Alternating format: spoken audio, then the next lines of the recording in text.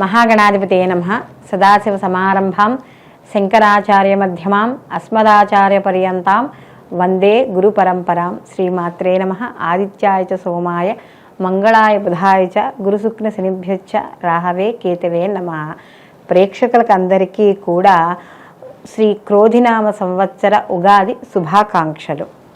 మనం ఈ శ్రీ క్రోధినామ సంవత్సరంలో మనం ఈ ద్వాదశ రాసుల వారికి కూడా నవగ్రహ సంచారాలను అనుసరించి మనం ఈ శుభాశుభ ఫలితాలు చెప్పుకోవడం అనేది జరుగుతుంది. అయితే ఇక్కడ ఈ సంవత్సర ఫలితాలు తెలుసుకోబోయే ముందర అంటే వీళ్ళు ఈ ద్వాదశ రాసుల వాళ్ళు కూడా ఈ సంవత్సరం అంతా కూడా ఎటువంటి విషయాల్లో జాగ్రత్తగా ఉండాలి, ఎటువంటి విషయాలు చేపట్టాలి, వివాహ విషయాల్లో కానీ, గృహప్రవేశము, సంతానము, ఉద్యోగము, విద్య, వ్యాపారము, ఆరోగ్యము, ఇలా అన్ని రకాల విషయాల మీద కూడా మనకి ఒక అవగాహన అనేది తెచ్చుకుందుకు మనం ఈ ఉగాది సంవత్సర పంచాంగ శ్రవణం అనేది మనం చెప్పుకోవడం అనేది జరుగుతుంది. అయితే ఇక్కడ ఈ యొక్క మన ఈ ద్వాదశ రాశుల ఫలితాలు తెలుసుకునేటప్పుడు ఇక్కడ అన్ని గ్రహాల గురించి మనం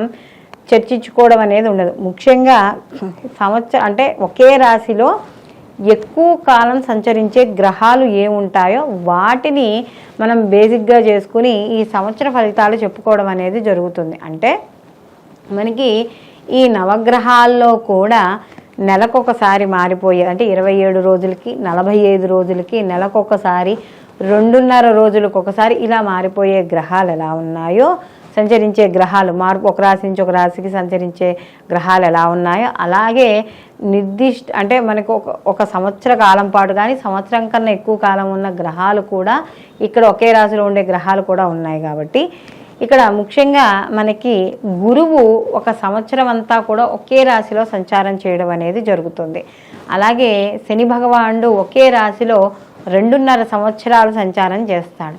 రాహుకేతువులు ఒకే రాశిలో 18 నెలలు సంచారం చేయడం అనేది జరుగుతుంది. కాబట్టి ఈ యొక్క ఉగాది ఫలితాలు అనేవి ముఖ్యంగా దేశ గోచారానికి సంబంధించినవి, అలాగే ఇటు దేశ గోచారంతో పాటుగా మన యొక్క జన్మ జాతకాలు అంటే గోచార రీత్యా మనం చెప్పుకునే ఫలితాలు. ఈ ఫలితాలు కూడా బేసిక్గా ఈ 4 గ్రహాల యొక్క సంచారాన్ని ముఖ్యంగా మనం పరిగణనలోకి తీసుకుని ఈ యొక్క ఫలితాలు చెప్పుకోవడం అనేది జరుగుతుంది. కాబట్టి మనం ఇప్పుడు ద్వాదశ రాశుల వారికి వీళ్ళకి శుభాశుభ ఫలితాలు ఏ విధంగా ఉంటాయి అనే విషయాన్ని తెలుసుకుందాం. మిథున రాశిలోకి మనకి మృగశిర 3-4 పాదాలు, ఆరుద్ర 1-2-3-4 పాదాలు, అలాగే పునర్వసు 1-2-3 పాదాలు మనకి ఈ యొక్క మిథున రాశిలోకి రావడం అనేది జరుగుతుంది. అయితే ఈ మిథున రాశికి శ్రీ క్రోధినామ సంవత్సరంలో వీళ్ళకి ఆదాయ వ్యయాలు ఏ విధంగా ఉన్నాయని చూసుకుంటే వీళ్ళకి ఆదాయం 5, వ్యయం 5 అంటే 2 సమానంగా ఉన్నాయన్నమాట. వీళ్ళకి ఖర్చు ఎలా ఉంటుందో దానికి తగ్గ ఆదాయం కూడా వీళ్ళకి వస్తూ ఉంటుంది. కాబట్టి కాస్త పెద్దగా ఇబ్బంది పడ్డం అంటూ ఏమి ఉండదు. అలాగే రాజ్యపూజ్యం 3, అవమానం 6 అంటే కాస్త వీళ్ళని మెచ్చుకునే వాళ్ళు 3 ఉంటే వీళ్ళని కాస్త వీళ్ళకి అభిప్రాయాలకు కావచ్చు, వీళ్ళ మాటలకు కావచ్చు వ్యతిరేకించే వాళ్ళు 6 అంటే రెట్టింపు మంది ఉండడం అనేది జరుగుతుంది. అయితే ఈ రాశి వారికి మే 1 నుండి సంవత్సరాంతం వరకు కూడా వ్యయ స్థానంలో అంటే 12వ స్థానంలో గురువు లోహమూర్తిగా సంచారం చేయడం, అలాగే శనీశ్వరుడు వచ్చి సంవత్సరం అంతా కూడా వీళ్ళకి భాగ్యస్థానంలో సువర్ణమూర్తిగా సంచారం చేయడం అనేది జరుగుతోంది. అలాగే రాహుకేతువులు కూడా సంవత్సర ఆరంభం నుండి సంవత్సరాంతం వరకు కూడా దశమ చతుర్థ స్థానాల్లో అంటే కేంద్ర స్థానాల్లో సంచారం చేయడం అనేది ఇక్కడ తామరమూర్తులుగా సంచరించడం అనేది జరుగుతోంది. ముఖ్యంగా వీళ్ళకి శుభ కార్యక్రమాలకు ధనం వ్యయించి ఖర్చు చేయడం అనేది ఎక్కువగా జరుగుతుంది. అలాగే కాస్త వీళ్ళు చేసే పనుల వల్ల కావచ్చు, పాపం తెలిసి తెలియక పనుల వల్ల కావచ్చు, ఇతరుల వల్ల కాస్త వాళ్ళ మాటలకి వీళ్ళు తోటాలు పేల్చడం అంటే ఎదరవాళ్ళు కాస్త వీళ్ళని ఎత్తి చూపించడం అనేది ఎక్కువగా జరుగుతూ ఉంటుంది. అలాగే వీళ్ళు ఎప్పుడూ కూడా కాస్త కొంచెం ఏ స్థానంలో గురువు ఉండడం వల్ల ఏదో ఒక కొత్త ధనాన్ని తెలుసుకోవాలనుకోవడం, జ్ఞానాన్ని పొందాలనుకోవడం, వాటి ప్రయత్నాలు చేయడం అనేది జరుగుతుంది. అలాగే వీళ్ళు కాస్త సాధ్యమైనంత వరకు ఎటువంటి వివాదాలైనా ఎవరేమన్నా కూడా ప్రశాంతంగా ఉండాలని కోరుకోవడం అనేది జరుగుతుంది. అలాగే ఆధ్యాత్మిక మరియు ఏకాంతత అంటే ప్రశాంతత, మనసు ప్రశాంతంగా ఉండాలని ఎక్కువగా కోరుకోవడం అనేది జరుగుతుంది. అలాగే సంఘంలో గౌరవాన్ని పొందుతారు. ముఖ్యంగా విదేశాలలో భూములు సంపాదించడం అనేది ఇక్కడ జరుగుతుంది. అలాగే అక్కడ విదేశాల్లో ఎవరైనా స్థిరపడి ఉంటే అక్కడ ఇల్లు కట్టుకోవడం ఇలాంటివి కూడా జరిగే అవకాశాలు ఉంటాయి. ఇంట్లో శుభ కార్యక్రమాలు అవన్నీ కూడా మొదలవ్వడం అనేది జరుగుతుంది. సంవత్సరాంతానికి మటుకు మాత్రం ఇక్కడ ఆదాయానికి మించిన ఖర్చులు మాత్రం చేయాల్సి వస్తుంది. అయితే గురువు వ్యయ స్థానంలో ఉన్నాడు కాబట్టి ఇక్కడ మనం శుభ కార్యక్రమాలకి ఖర్చు చేయడం అంటే వివాహాది శుభ కార్యక్రమాలకి, గృహప్రవేశాలకు కానీ లేదా ఇంట్లో ఏమైనా ఆధ్యాత్మిక కార్యక్రమాలకు నిమిత్తము ఇక్కడ ఖర్చులు చేయడం అనేది జరుగుతుంది. అలాగే ఉద్యోగస్తులకు చాలా స్థానచలనాలు అవన్నీ కూడా ఉంటాయి. అయితే ఉన్న చోటే ఎక్కువగా కొనసాగడం అనేది కూడా జరుగుతుంది. ఒక్కోసారి మార్పులు కోరుకోవడం అనేది కూడా అంత పెద్ద మంచిదిగా ఏమీ ఉండదు. అలాగే వ్యాపారస్తులు ఎవరైతే ఉన్నారో వారికి కాస్త వ్యాపారాల్లో చికాకులు, అధికారుల యొక్క ఒత్తిడి ఇలాంటివి కూడా ఉంటాయి. అయితే కాస్త ఖర్చులు కూడా నియంత్రణలోకి చేసుకుంటూ ఉండాలి, ఎంత శుభ కార్యక్రమాలకు ఖర్చులు చేస్తున్నా కూడా.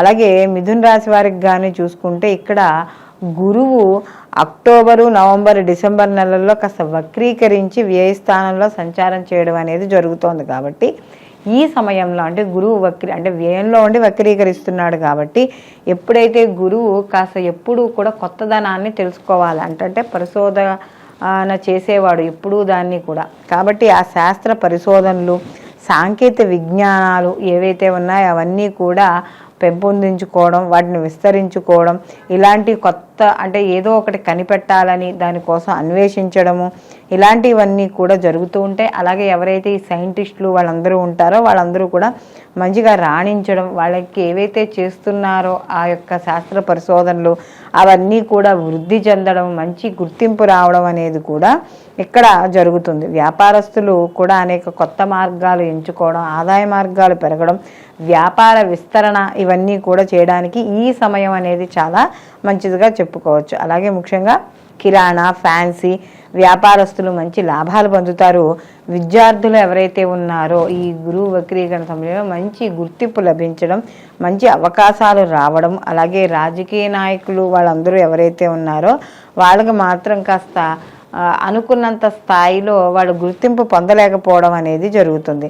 అలాగే ఎవరైతే ఈ వడ్డీ వ్యాపారస్తులు ఇలాంటివి ఎవరైతే చేస్తున్నారో వాళ్ళందరికీ కూడా సామాన్య ఫలితాలు కలుగుతాయి. అలాగే శని భగవానుడు ఇక్కడ భాగ్యస్థానం నందు సంచారం చేస్తున్నాడు కాబట్టి అప్పుడప్పుడు అనుకోని సంఘటనలు ఎదురవ్వడం, అలాగే కాస్త ఇవి ఏదైతే జీవితంలో మంచి జరగాలనుకుంటున్నారో వాటి మీద కాస్త వ్యతిరేక ప్రభావం చూపించడం అనేది కూడా ఇక్కడ మనకి కలబడుతుంది. అలాగే ఇక్కడ వీళ్ళకి మొత్తం మీద వీళ్ళకి ఎటువంటి అడ్డంకులు వచ్చినా కూడా మిథున రాశి వాళ్ళు వాటన్నింటినీ కూడా ఎదుర్కొని ముందుకు జీవితంలో ముందుకు వెళ్ళడం అనేది జరుగుతుంది.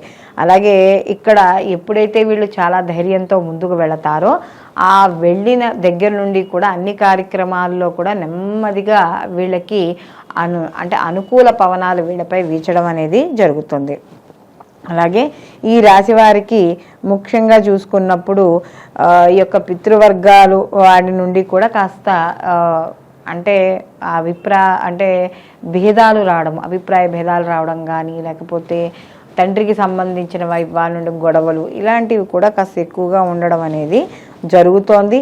కాబట్టి వీటిని అన్నింటినీ ఎదుర్కోవాలి అనుకుంటే, ఎందుకంటే ఇక్కడ భాగ్యస్థానంలో శని భగవానుడి యొక్క సంచారం ఎప్పుడైతే జరుగుతోందో కాస్త కొంచెం ఇలాంటి ఫలితాలు అంటే భాగ్యస్థానం అనేటప్పటికీ మనకి పితృస్థానం కూడా చెప్తాం కాబట్టి అటువైపు నుంచి కాస్త ఇబ్బందులు అనేవి ఉంటాయి. కాబట్టి ఎక్కువగా శని ప్రభావం ఉన్నవాళ్ళు వెంకటేశ్వర స్వామి యొక్క ఆరాధన ఎక్కువగా చేసుకోవడం అనేది ఇక్కడ మంచిదిగా చెప్తోంది. అయితే ఇక్కడ సువర్ణమూర్తిగా సంచారం చేయడం అనేది జరుగుతోంది కాబట్టి కాస్త చెడు ఫలితాలు తగ్గి కొంత అనుకూల ఫలితాలు పొందడం కూడా ఇక్కడ జరుగుతుంది. అలాగే వీళ్ళు ఇక్కడ కాస్త భూములు కొనుగోలు చేయడం, అలాగే ఆర్థిక పరిపుష్టి కూడా వీళ్ళకి పెరగడం అనేది జరుగుతుంది. కాబట్టి ఏ పని చేసినా కూడా కాస్త కష్టపడి పని చేయడం ద్వారా వీళ్ళు మంచి ధనార్జన అనేది సాధిస్తారు. జీవితంలో కూడా కాస్త ఎదుగుదల అనేది మాత్రం ఖచ్చితంగా కనపడడం అనేది జరుగుతుంది.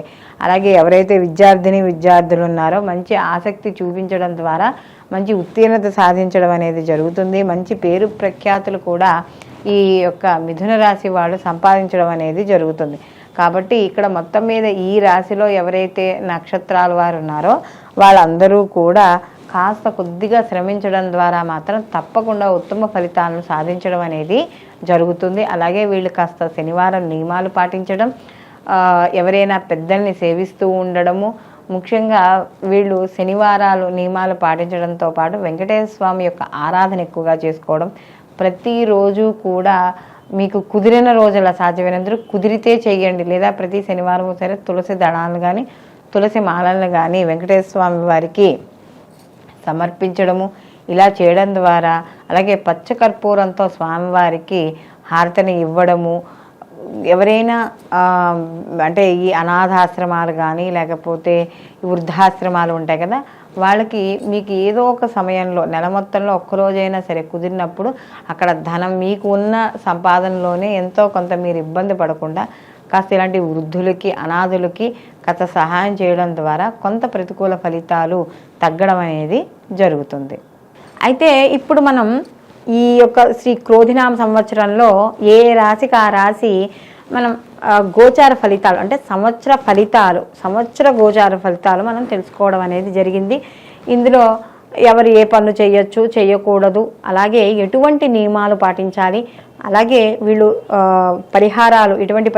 ఇటువంటి స్తోత్రాలు చదువుకుంటే శుభ ఫలితాలను వీళ్ళు పొందడం అనేది జరుగుతుంది. ఇవన్నీ కూడా మనం తెలుసుకోవడం అనేది జరిగింది.